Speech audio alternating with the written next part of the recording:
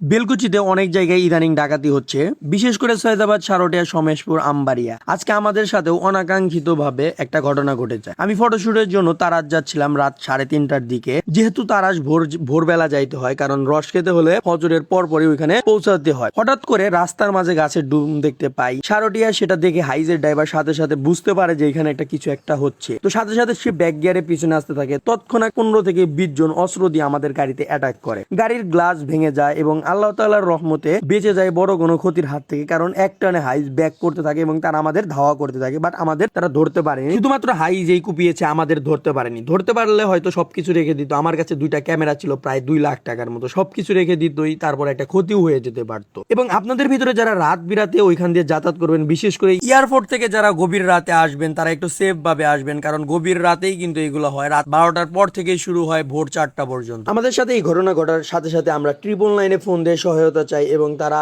কিছুক্ষণের মধ্যে 3 গাড়ি পুলিশ পাঠিয়ে দেয়। এই জন্যই প্রশাসনের দৃষ্টি আকর্ষণ করবো এইগুলোর উপরে ব্যবস্থা নেওয়ার জন্য, কারণ ইদানিং প্রচুর এই সমস্যা হচ্ছে।